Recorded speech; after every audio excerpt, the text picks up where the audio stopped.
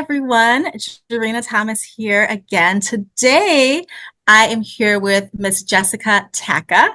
She's one of our amazing mentors, and we're going to be chatting today about her very interesting career path. Hi, Jess. Hey, Jorhena, how are you? I'm wonderful and happy to be talking with you. So, Jess is a queen of transferable skills, and Jess has a wonderful path. So, we're just going to jump right in and learn more about her and some of the things that she wishes that she had known when she was younger. All right, Jess. So, how would you describe your career path to someone? So, I think my entire career path has really been defined by a startup type environment. My first job out of grad school was with a think tank. And it was always an early stage think tank. So, Truman National Security Project is a huge organization now, but when I was there, it was maybe four folks and me, a fearless intern. I think we had another intern as well. And then I moved on from there to another think tank before landing at the FBI, which seems like the opposite of a startup. But as you know from our time working there together, I seem to land myself in firsts and new things and things that people don't normally think about when they think about the FBI, like their International Operations Division, which we don't think about the FBI overseas nearly as much as we do domestically and the work they do on law enforcement here. So I've had a really great time starting something new and figuring out how to make it real and determine whether or not it should go forward. So let me ask you this. I'm gonna kind of flip the order of the things I wanted to ask you. Back then, when you were a fearless intern, and moving on to the FBI, what do you wish that you had known back then? And then I'm going to ask you some questions after that. The biggest thing I wish I had known when I embarked upon the career part of my career was how to hold my core in the center rather than defining myself by the job description or molding myself to advance or improve upon things in the job description itself. I wish I had more of an idea about my nose, what I didn't want to do or what I didn't want to have my career turn into, and then chose a path based on not necessarily what was accessible or what was commonplace, but chose a path based on me doing some introspection and figuring out what I wanted to do. And I think that's so valuable that you shared that because a lot of times, like even when we're kids, people say, well, what do you want to be when you grow up? Not necessarily what do you want to do or how are you going to merge your interests. So what you said is so powerful. So what have you learned about yourself in the process of reflecting on that?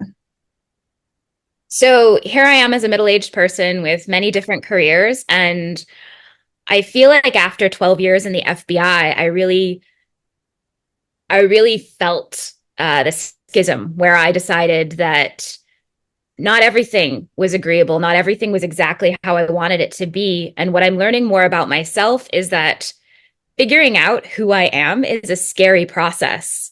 So I feel set, I feel comfortable and confident in a great many things, but I'm still seeking approval at every turn. And I feel like there's a trap there. So when you start off in your career, because I didn't do that work up front, I just wanted to be likable and I wanted to be promoted. And I didn't really step back and consider who I am. And in this career transition that I've embarked upon, I really have to stand on my own 2 feet and shape that path in a way that is different than I did before, which is scary because it was successful before, a commonplace successful, traditional success, job, money, stability, great peers, great at times environment. So to rewrite that without all of those conventional stability aspects attached to it is horrifyingly scary. And I find myself still leaning in towards approval and finding a new path, but also a conventional one. And I have to stop and think, no, I changed for a reason. So how do I embody change? So you went from doing you're the same person. You went from doing something super serious in the FBI and you went to do something that was more aligned with who you are as a communicator. So, can you talk to us about that transition a little bit more and how you came to be okay? It sounds like you're still becoming okay with it, but can you talk to us a little bit more about that process? Yeah. And I feel like it's embracing everything I talked about, that fear of who I am, if I'm leaning into acceptance for acceptance sake, or if I'm gaining confidence in the transition as a communicator, as a marketer. One of the pillars that I carried with me from the FBI to everything I've done since then is just a really strong background in research and creativity. And I worried at times that it was too generic or it wasn't really a valid transferable skill. So, taking all of those things that I did in the FBI into the communication space and into the marketing space, I've been my greatest project. So, trying to communicate what my skills are, what I bring to the table, trying to tell people what an FBI intelligence analyst is, and break their pre-existing expectations of what, Jack Ryan and the TV show. Really, man, it did great things, but it did terrible things for trying to speak on my transferable skills and really deliver on what the action was and how I can communicate that further. I think one of the most surprising things to people about being an analyst, for example, is how much creativity is involved in that and how much communication skill is involved in that.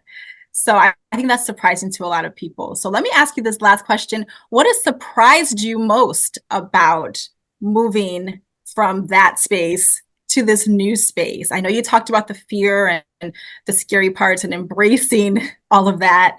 Um, and I love what you said about you have been your own best project.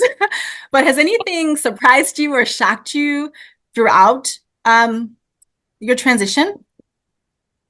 I think what's surprised me the most transitioning out of a career with the government into more private sector focused work is everybody wants to talk to me about the FBI, but also using the same restrictions I placed on the role. So they're super eager and interested to know what that black box of information, the super secret TV show version of what we could do.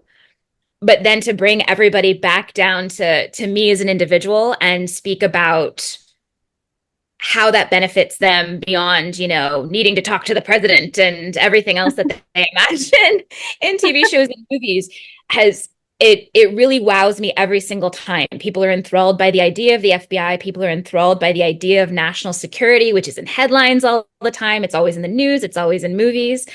But when it comes to actually taking those impressions and translating it into value in the world outside of the White House or the Pentagon, it surprised me how difficult that conversation has been.